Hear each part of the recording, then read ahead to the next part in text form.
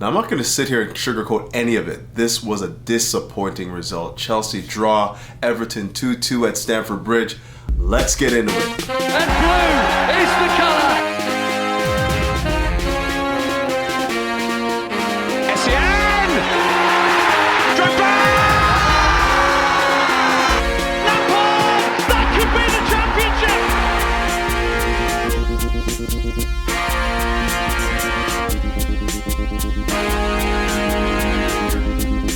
Greetings! Welcome back to Couch Critic with me, Dennis P, for what is your Chelsea match review, but more specifically, a tactical synopsis of Chelsea's performance against Everton. But before I get into all that, you already know the deal. Ladies and gentlemen, please do me the favor, hit that like button, hit that subscribe button, hit the bell notification button to keep up with the latest and the newest. As you know, we are trying to grow this channel, and every like that we get helps us reach that milestone. But not only me, also my sponsors who go by the name of Major League Socks. And fellas, if you ever want to walk in the footsteps of greatness, you know what to do. Just hit them up. The link will be in the description. Now, why is it every time we feel like we've turned a corner with this Chelsea club, as soon as we turn the corner, we get punched right in the face? It just seemed like everything was humming along. We're starting to find some form. We're starting to find some chemistry on the pitch. You know, the partnerships are starting to like really develop and whatnot. And then all of a sudden, Chelsea can't see out matches against Everton at home. There's a lot to discuss today. I mean, we can talk about the substitutions, and I will. We're going to be spending a lot of time on that. We're also going to be talking about Kepa Arrizabalaga. Not too long. Obviously, you know, I gave him my vote of confidence a couple of games ago, and it seems like as soon as I go ahead and give him the green light saying that I don't mind him being the goalie for the future, he gives me Leicester and Everton. It's just like the story of our season, really. You know, a regression after regression after regression after positivity, regression. So we're going to look at Graham Potter, we're going to be looking at the substitutions, we're going to look at the game management, and we're going to be focusing most of the time there. Won't be a very long video because I don't really think that there was a lot to really discuss, nothing new that arisen in this game that we haven't really spoken on the last couple games. Same shape, different people in the shape, and you know, again, Chelsea just unable to get the result. I mean, the moment that I back Kepa, the moment that I say, this guy, let's just run with this guy, you know, he's a guy that can give us, you know, at least decent goaltending. You know, obviously his command over the area is still something that we need to work on.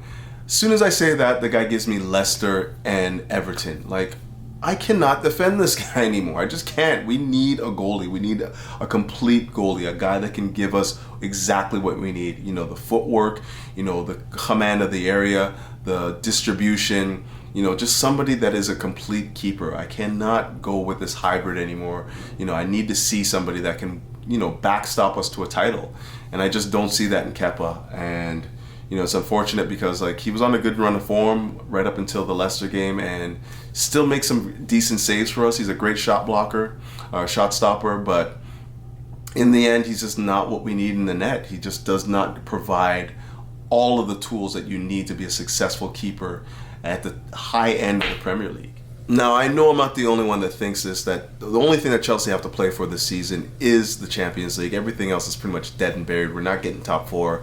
You know, we might be able to squeak Europa League, but everything is predicating our success in the Champions League right now and our progression in it. So everything that we do on the pitch, the training pitch, and, you know, subsequently the pitch in Premier League matches has to be with that in mind. So for me, the choice is simple. You basically whittle down this playing staff to the squad that you want to work with for these next two matches against Real Madrid, and you use the Premier League as the test period to start testing tactics, figuring out what you want to do, you know, attacking-wise, transition-wise, defensively against these opponents. I mean, it makes no sense to be trying to work in, you know, players that haven't been playing for a long time, players that are, you know, inexperienced, or don't necessarily figure into what you want to do against Real Madrid. So I'm just over it now. Like, I don't think that this guy's man management, I don't think that this guy's in-game assessments are accurate enough to take us forward. Like, again, this reared its ugly head again. Like, Chelsea in the ascendancy, obviously, for the majority of the first half, as we've seen pretty much the entire season. So you see them dominate the first half, good patterns of play. You see guys coming, you know, starting to show that they have some real synergy, some real connection. I'm speaking of the likes of Enzo, I'm speaking like of Kovacic, I'm thinking of João Felix, I'm thinking of, you know, even Kai Havertz. And, you know, Pulisic's coming back into it. He's still trying to find his feet, but didn't play too poorly. But the core group, the guys that have been playing together a lot the last while, you're starting to see a little bit of chemistry and synergy.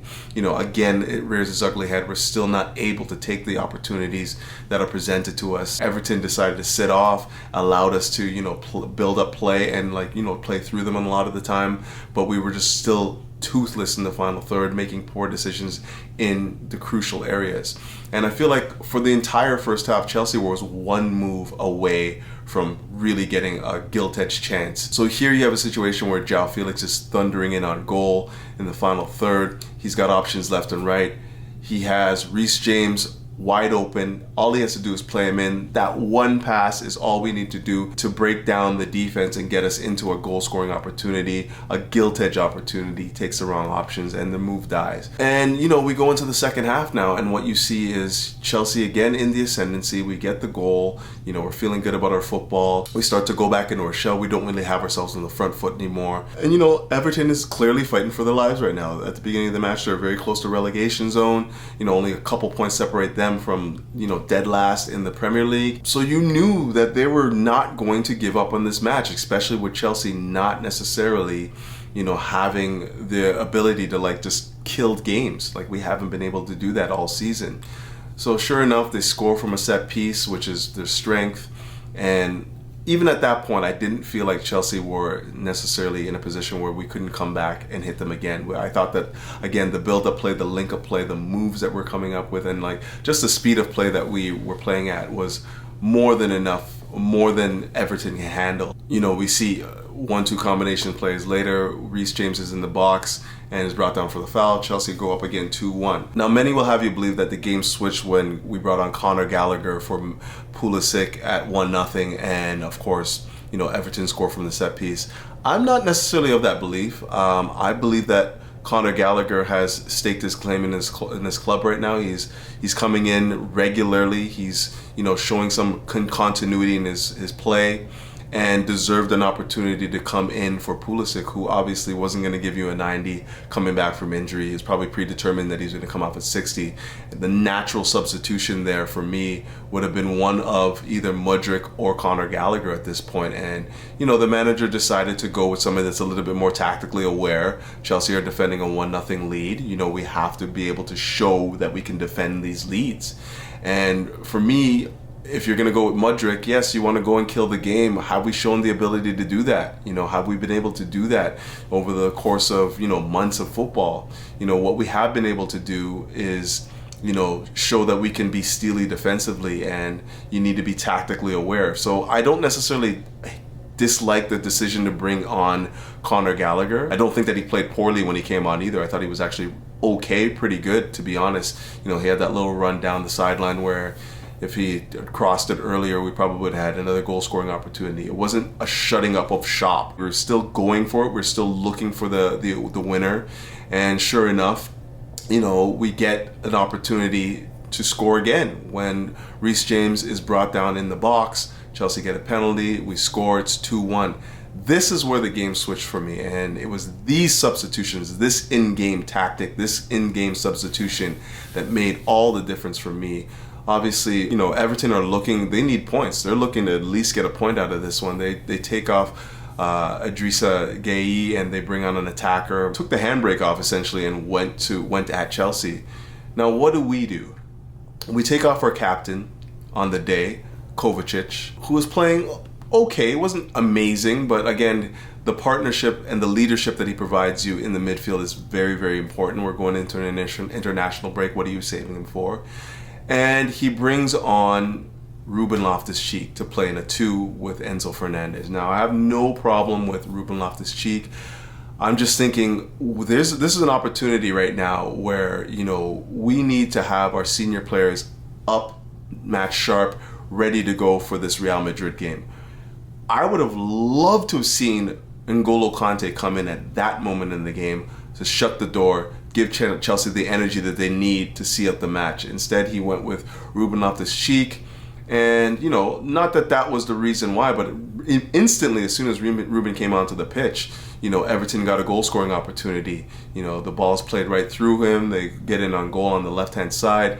And, I think it was Dwight McNeil that fires a shot that just whistled past the net. It was the next substitution after this one that I really felt killed the game for Chelsea, and we were just not able to manage the game from here out. We took off João Felix and we brought on Carney. And I have nothing against Carney Chukwuemeka. I think he's going to be a fantastic player for us going forward. But when you're trying to see out a match, when you're trying to build the resolve of a club, and you're trying to find, people that can come in and see out a match, I just don't see the point in bringing in Carney Chukwuemeka. He hasn't played a lot. He hasn't really been, staking a claim for minutes. At this point, either you go with N'Golo Kante, again, give him the minutes, give him the opportunity to define his football, or you go with somebody that you've already been working in the rotation, somebody like Mudryk, who's, came off of a game, previously against Leicester where he wasn't very good at the 9, but as soon as we switched him out to the left in the second half, he was again very threatening, and a guy that would threaten with pace, and I just don't understand the selections here. We went with such an inexperienced lineup when we needed to be solid, resolute, and just see out the match. And these are the things that I just don't understand with this manager. What did you see? What made you think that the substitutions to make in this match were Conor Gallagher, Trev Chalobah, obviously he came in probably due to injury. Looks like Fofana had to wrap up his leg. And, Chukwuemeka and Ruben Loftus-Cheek, the substitutions just did not inspire victory. It didn't fill anyone with the optimism that Chelsea are looking to see out the match. It was just it looked to me like you were just giving opportunities to players rather than trying to, solidify the match and manage it from there on out. And, lo and behold, it bites us in the ass, You just see this time and time again with this manager where his in-game substitutions don't match the verve and the energy in the game. He hasn't really met the game with the right requirements to see it out. And it rears its ugly head once again. The substitutions did nothing in the match. They have absolutely added nothing to the structure of the game. And you got to question that. Either we didn't look to be more attacking, we didn't look to be more, pragmatic and control the game, and we didn't look to be more defensive in any of those substitutions. We were just basically throwing guys onto the pitch, which is the problem that I had. It didn't really define a structure in the squad. We didn't bring anybody else to make us a little bit more solid defensively. We didn't bring anybody on to make us more attack-minded, to go and kill the game. We didn't bring anybody on to manage the game and just basically be pragmatic and just play through them. All of these things could have been rectified by making the right substitutions at the right times. And, this guy just does not get it. Now, when I say that to say this, I understand that we're not necessarily playing for anything. We're middle of the pack. We're a mid-table team. Not really going to go up very further, whether or not we want to go in the Conference League, which I don't want to see. And we're not necessarily going to fall into relegation zone at this point, 2 points away from safety. But it's just, what are we playing for right now? We're playing for the Champions League. You have to make the tactical switches with that game in mind. Bring in players that you want to be using in those situations. And I understand that you want to give people moments and minutes to, find their football. But we're how many games are left in the Premier League right now? We really have to start paring down this squad a bit and start finding the form with the preferred roster, with the preferred squad. And this guy is still going to the depths of the bench to give minutes when the game is still in the balance. It's a 2-1 game, with Everton very much looking for points. It just doesn't make any sense to me. I want to see a trimmed down roster, and I want to see Chelsea playing for the games that matter, which are the Champions League fixtures against Real Madrid. It really just was a kick in the teeth to see, Chelsea drop points in that fashion. But, that just comes down to the game management, again, with the manager. But I do think I'm going to wrap it up there. Like I said, it wasn't going to be a very long video. There wasn't very much to talk about within this match. Obviously, the same problems continue to persist. Chelsea, very good in the first half, very good in the build-up phase, very good tempo, popping it about, finding guys in space. All of these things look very good. But again, once we get to the final third, the decision-making lets us down, and just that one extra pass, the one action that gets us the gilt-edged goal-scoring opportunity still seems to be missing. And it's been a problem with this Chelsea team for, at least a couple of years now. At least a couple of years. We just have not been able to take the opportunities or make that last action to get us a gilt-edged scoring opportunity. But we move, that wasn't really the problem today. I thought Chelsea created enough opportunities to win the game, and I thought that the management of the game, to see it out, to really control the game, the manager just did not make the right selections to see it out, and it cost us in the end. I thought we got some really good individual performances again. I thought Reece James was very good. I thought Enzo was very good. I thought, João Felix was probably my man of the match. And Kai Havertz again was also very good. We're seeing some good performances at Koulibaly up until when he slipped and the equalizer went in. I thought he was excellent, marshalling the back line. I thought Fofana was excellent. We were just getting really good performances, but again, the synergy and cohesion when we need to see out the match let us down, and that was down to the management. Everything that was happening within the squad, within the 11, within the chemistry that has been forging, the partnerships that we're seeing, everything was good. Enzo, Kovacic, João Felix and Havertz, all these partnerships were looking really good. It was just the substitutions with this manager, bringing in players that haven't really, really staked a claim in the squad, haven't really, found their feet yet. And he's bringing them in, and it costs us the game. The synergy's lost, the energy, the verb is lost, and we lose the game. But everything to me is just coming down to Champions League. We have Real Madrid. It's a very big tie, and we need to have players that we're going to be depending on in that particular tie in form. So that means the Mudryks. That means Kai Havertz. That means even Pulisic to a certain extent. We need to see him come back to form. We need to give these guys the minutes. We cannot be giving charity minutes to players at this point in time. We have to be giving the minutes to the players that we want to see in those matches. And I don't think that that's Chukwuemeka. And sadly, I don't think that that is Ruben Loftus-Cheek at this point in time. But, the manager made his decision, and unfortunately it bit us in the ass. But lots of games to come to get that right. Let's hope he does. And until then, keep the blue flag flying high and up the Chels. Peace.